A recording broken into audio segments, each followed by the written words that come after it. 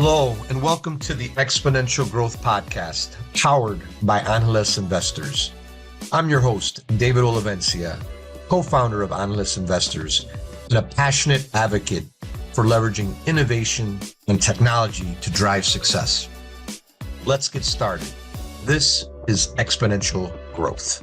I also want to give gratitude to Salvi Media. They're the founding sponsor of the podcast.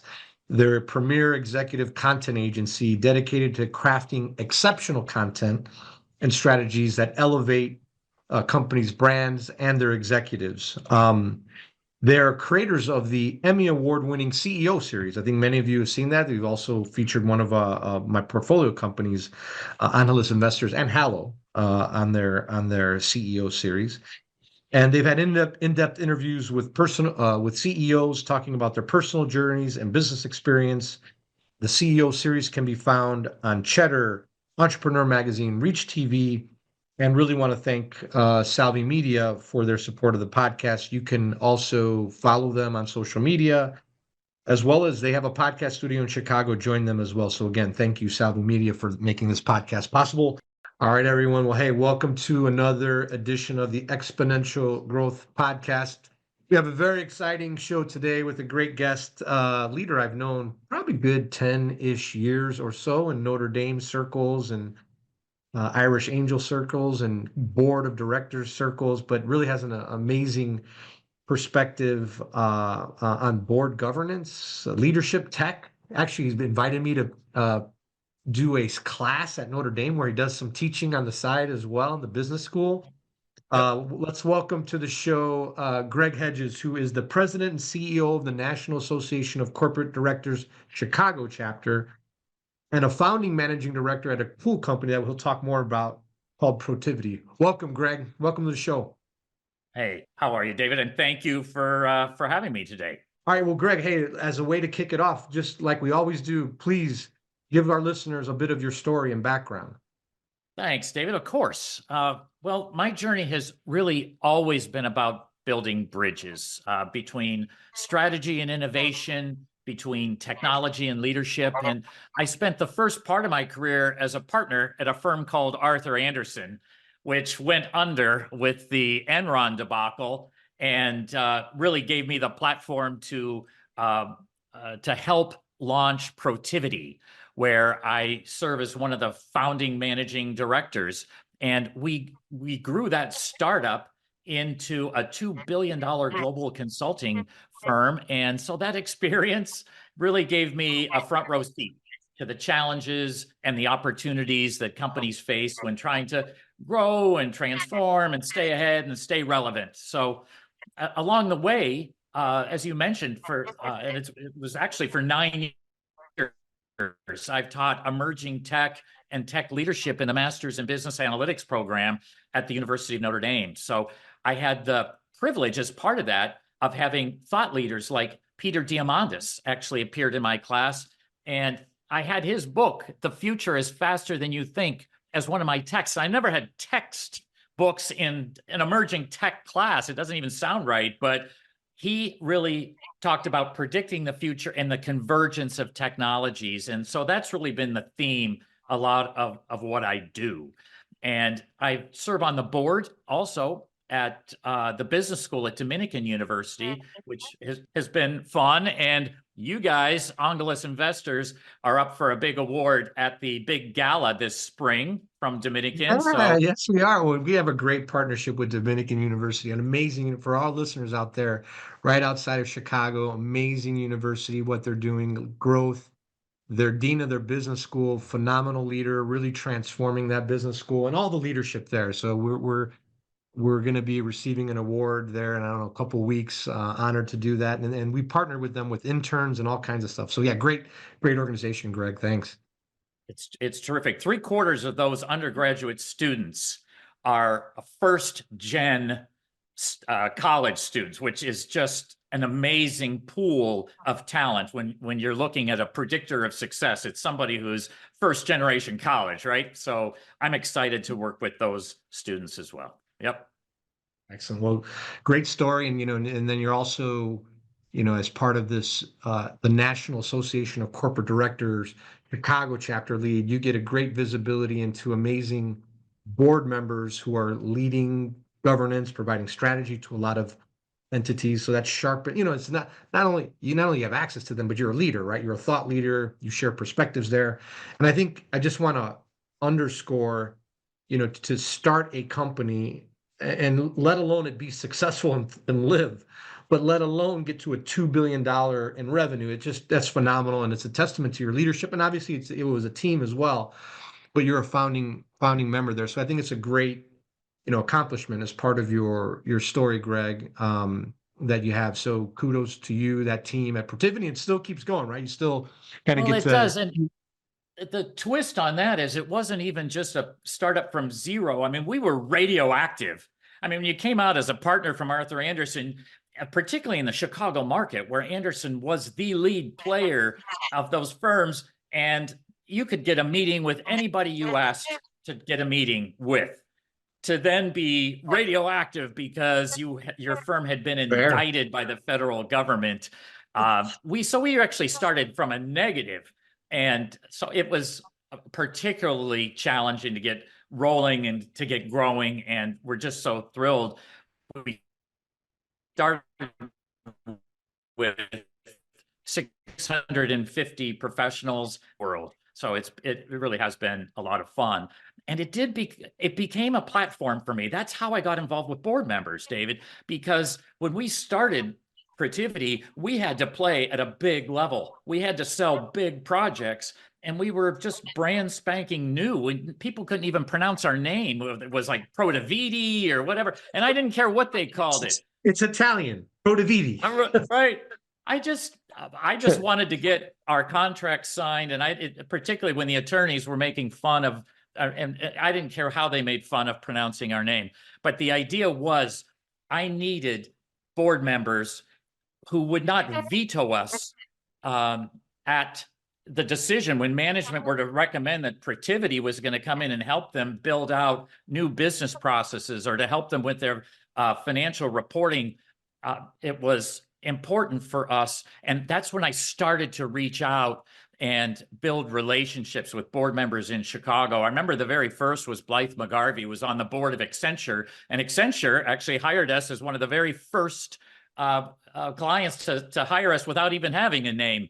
And it was a lot of fun to just continue to build on those relationships. Cheryl Francis and Carrie McMillan and Steve Kaplan, many people would just continue to connect with us so that at least our name was understood and who we were about, so that when management could recommend us, and that was a big player. But that's how I got to know board members. And so when it came time to get connected with the National Association of Corporate Directors, I became a member over 20 years ago, and I've been working with the chapter for a couple of decades.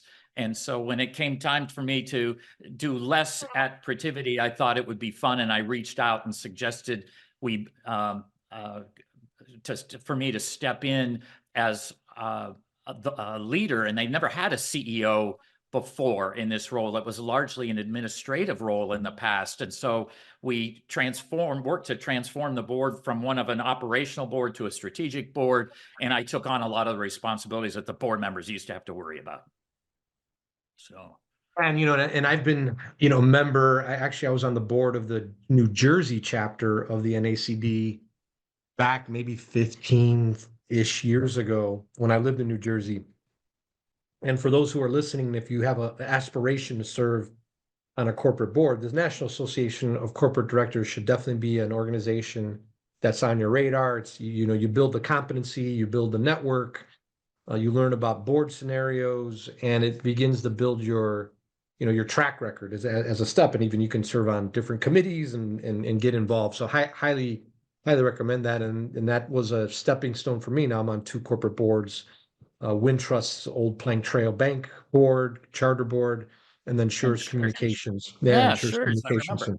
Yeah. So, That's awesome. so you have this view, you have this, so it's Exponential Growth Podcast, right? All these amazing trends that are going out there. You have the great advantage of not only watching these trends in your job and leadership over the years at Protiviti and working with clients, but then also working with CEOs and board of directors on how they're thinking about all this change and exponential growth and disruption. What are some big, call it trends, two or three things that you see that are really kind of creating a lot of energy, or that they're talking about that they want to know more of, and where should leaders, where their focus is at right now? Yeah, let me step back on this, because CEOs and boards, they do not like noise and detail. We have to understand, when we're talking to CEOs and board members, what's what is it they're after? What what is the why about faster decisions? Is it better insights? Is it new markets? What is it that they're going after? And then that's where we kind of take that concept of convergence and to suggest, is quantum even part of it? Quantum is great for a couple of specific types of business problems. Classical computing is not going away. It's going to be the majority of computing for, for a long time, I think forever. So the idea is, are there certain types of questions that need to be answered? So we try to anchor on the why. What is it that and what are you trying to do? And then no buzzwords. We got to use metaphors, right? I'll spend the night before a meeting figuring through what are some decent metaphors that we can use in terms of describing how AI can dynamically work to solve a business problem. We worked with Ally Financial, for example, on using kind of a quantum-inspired algorithm to model risk in portfolios more efficiently. So you could just create a portfolio of 20 stocks. And in fact, the CIO of Ally won an award at the CIO 100 Awards out in California a year and a half, 2 years ago, because of our work with them on this. They inspired us to work with them. So that's just an example. We've got to use specific examples of how will the technology solve a problem or answer something for them. So Yeah, and then with Ally, so then they were looking at 20 or so. Can you go through what how they were using that again? the way it was you could model out of the S&P 500. How do you model and compare which of those stocks would most closely align with the actual behavior of all 500 of them? And a classical computer would have taken forever to go back and forth. It's like, is this the combination? No. Is this the combination? No. It could have taken thousands of years.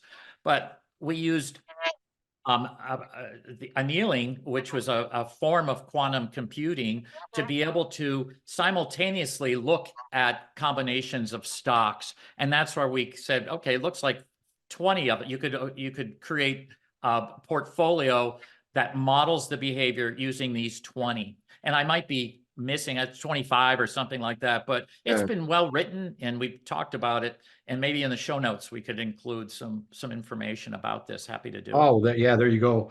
And then some of our listeners out there may have heard of quantum computing, but may not be totally familiar with it. How would you explain quantum computing to my grandma or my abuelita?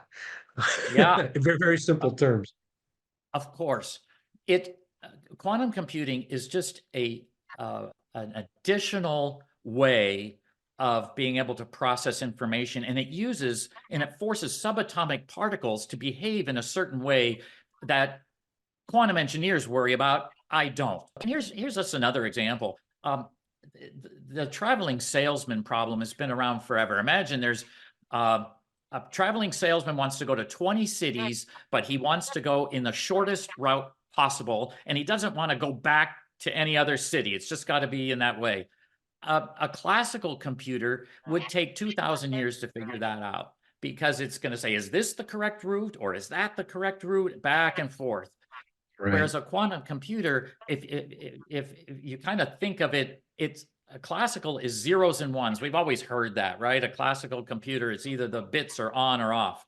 Well, if you kind of consider flipping a coin is a 0 or a 1, right? Heads or tails. But while it's flipping, it's in multiple stages at the same time. And that's called superposition. It's just a concept that classical computing can't perform, whereas quantum can. So during that, using that processing power, it's able to calculate what is the best route in a matter of seconds as compared to 2,000 years.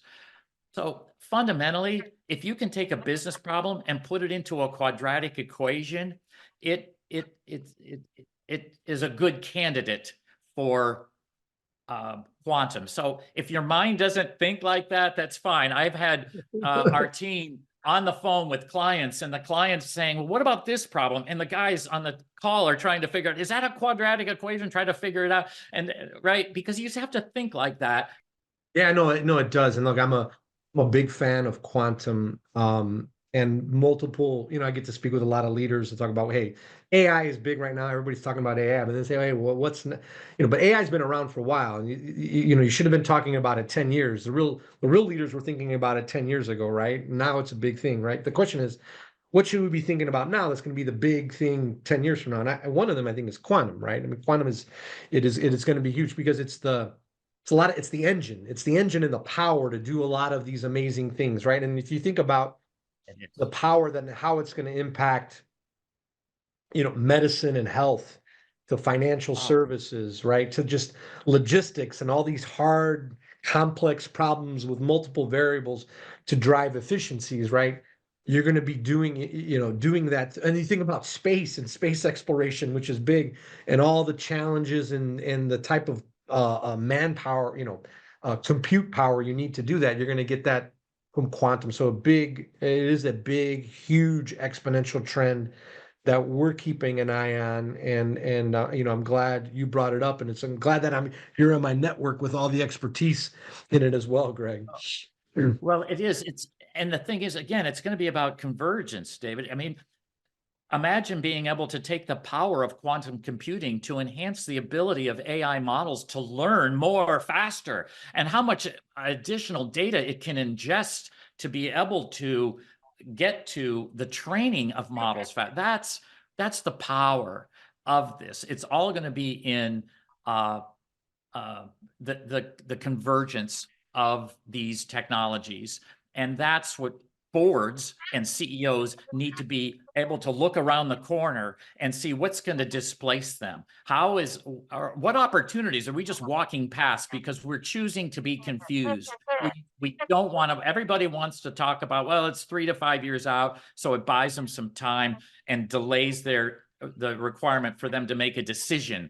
So Ally and other companies like them are smart to be able to just say, although quantum isn't at a stage yet that it can go into a common production model, we can model how quantum works, so you can figure out now what are the problems it solve. So when it does become of a faster, have more capacity, how would we be able to use it?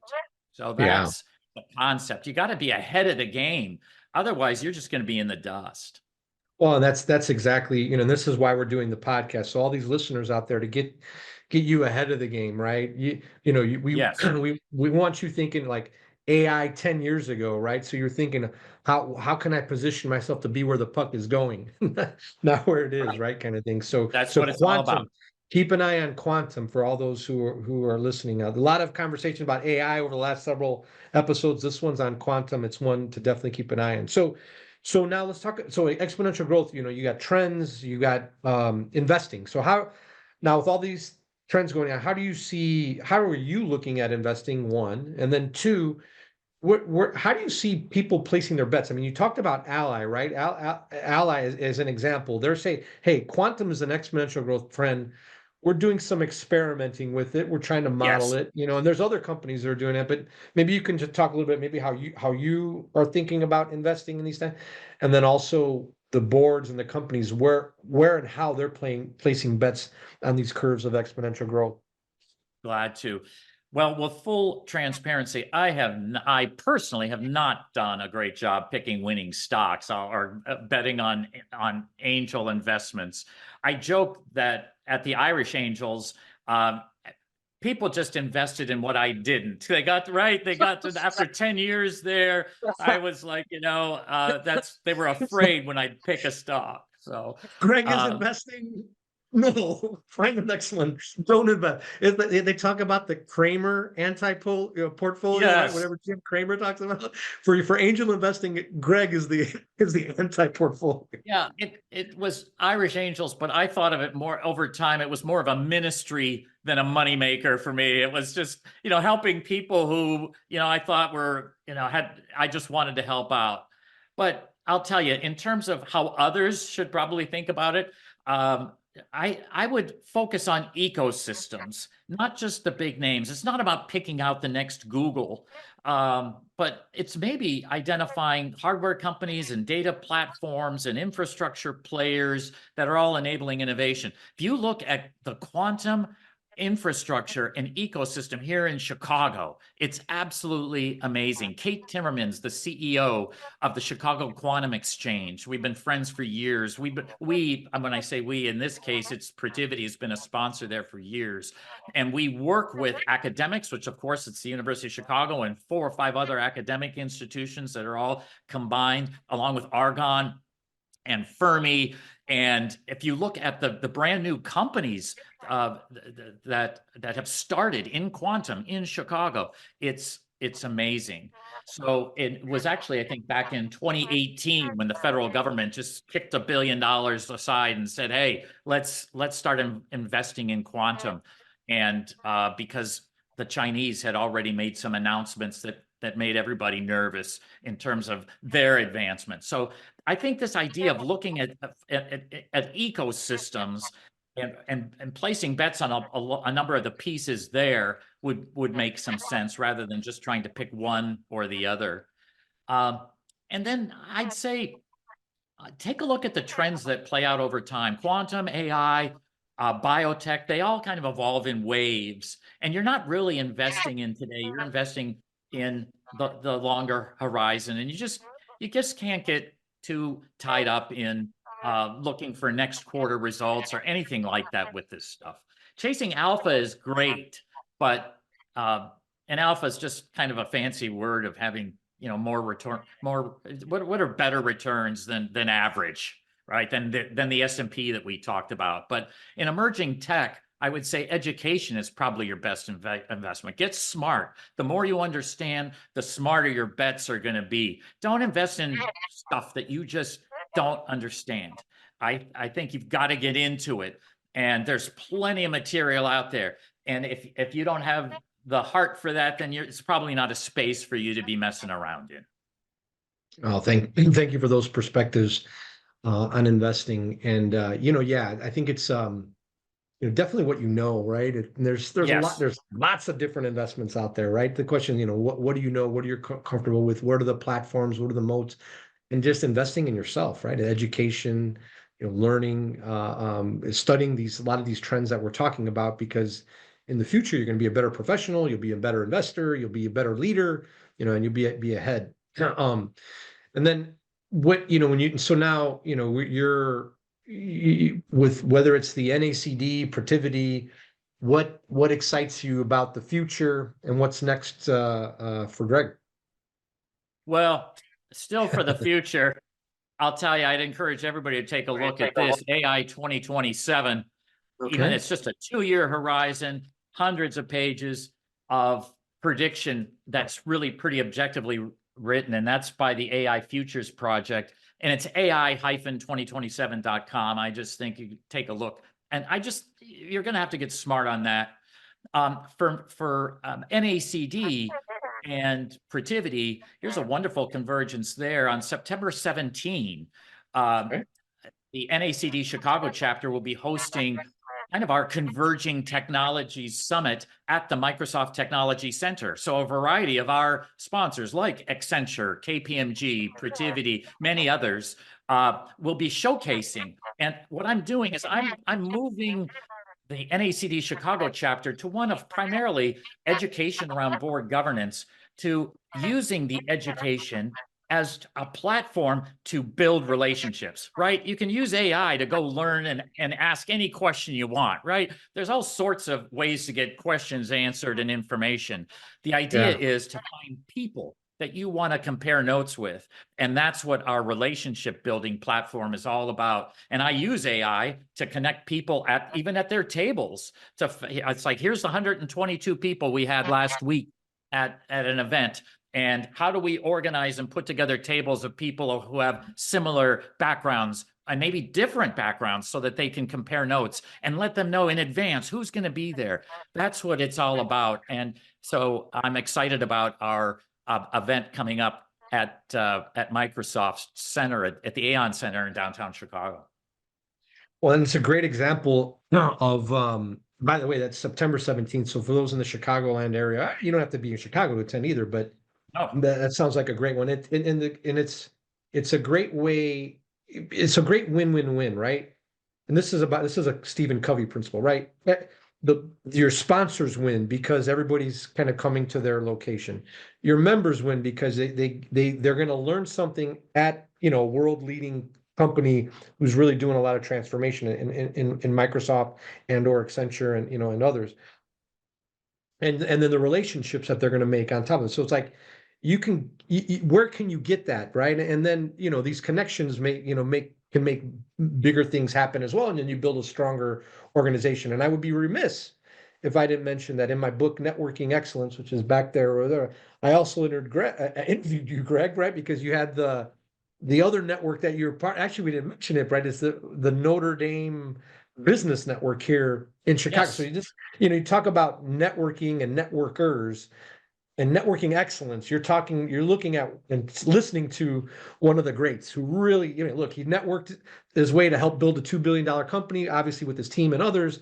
He's a part of a corporate director network, a very, leadership, strong executive network, right? And then obviously with Notre Dame, at least in the Chicago area, right? Notre Dame, one of the strongest alumni networks in the world, right? Has built that here in Chicago. So Greg, kudos on that front, and I'm sure from what in the future, very exciting, very, very exciting future you have as well. A lot of great things to come. Yeah, the whole idea is connecting dots of, for example, with collaboration. Maybe there's a half dozen people who are our members and our sponsors, and they, in advance of our meeting in September, maybe want to work on answering a question like, how should AI be used in the boardroom during strategy sessions, or even just to cover minutes? Some boards are like, get out of here. I don't want these things recorded and documented. Others find the amazing efficiency of it. So that's the idea, is how do we get people together and just think about some of these challenges and then do a readout over 5 or 10 minutes at our event. And so I think that's what's exciting about relationship building. When people have something to work on together, they have an opportunity to get to know each other a little bit better. And that's what we're all about. Exactly. Well, hey, Greg, thank you. I know you got a lot of things going on. Thank you for making it a priority and coming on the Exponential Growth Podcast. How do our listeners stay connected with you and follow you on social media and others, and NACD, et cetera? Yeah, that's easy. If you go to LinkedIn, Gregory Hedges, I better be the top one that pops up. I think I'm close, and find me there, and I'm connected, and be glad to connect with you. And also, I'll be inviting you to our page of the NACD Chicago chapter. So look for that invitation if you come visit me. Excellent. Well, again, Greg, thank you for your perspectives on exponential growth.